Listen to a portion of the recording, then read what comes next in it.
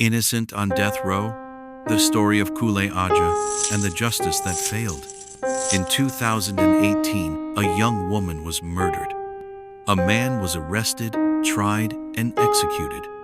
But 2 years later, we found out he didn't do it. This is the story of Kule Aja, a bus conductor who trusted the system, and the system took his life. Kule Aja was 34. A bus conductor at Kule Garage.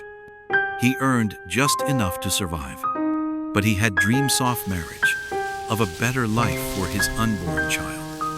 On the 23rd of August, 2018, Bola Thomas, a 22-year-old university student, went missing. 2 days later, her body was found. Raped, strangled, left in an uncompleted building. Public outrage exploded. The government needed a suspect fast. A hawker told police he saw a dark man with dreads near Bola that night. That was enough. Kule had dreadlocks. He worked late. He lived close. A man with dreads? That was all they needed. They found Kule Aja. No prior record. No history of violence. Just the wrong look. He was arrested at Kule Garage without a warrant. In custody, Kule was beaten. No lawyer, no call, no food. After 3 days, they handed him a sheet and said, "Sign this." They told him it was just a statement. He signed, but what he really signed was a confession to rape and murder. That signature was all the court needed. No fingerprints, no CCTV. Just one man's confession beaten out of him.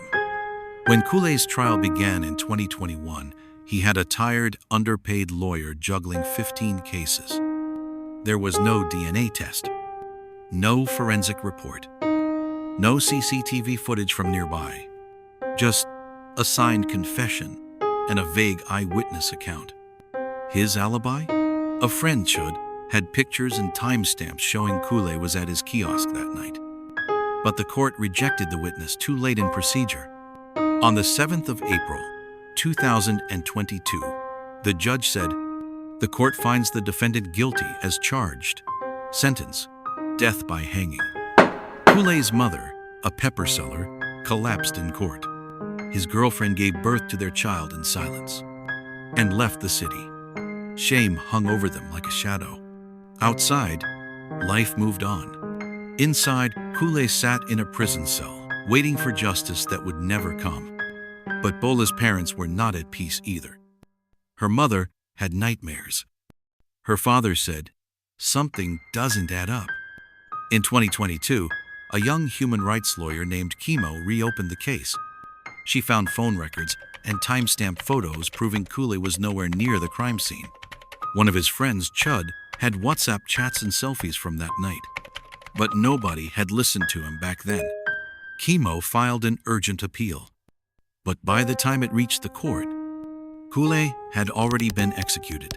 The 7th of July, 2022, 6:13 a.m. Iriki Maximum Prison. He died, quoting Psalm 23. His last words, "Tell my mother I forgive her for believing I was guilty." News broke. The evidence was real. The execution, irreversible. The system had killed the wrong man. Kule's mother fainted when she heard. His daughter asks every day where daddy went. The government issued an apology. 20 million in compensation. Promises of reform. But nothing brings back a dead man.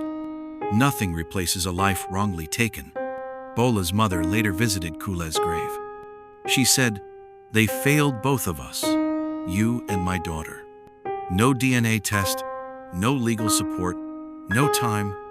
Kule's death showed us what justice looks like when it's blind, tired, and in a hurry."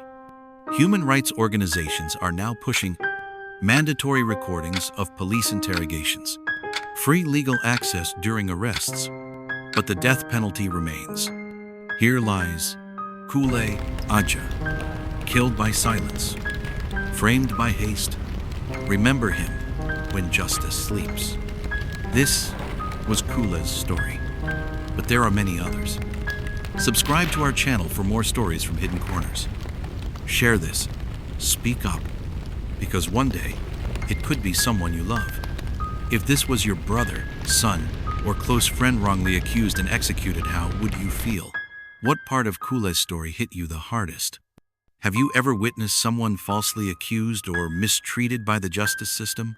And honestly, do you still trust the justice system in your country? Share your thoughts in the comments. Your voice matters.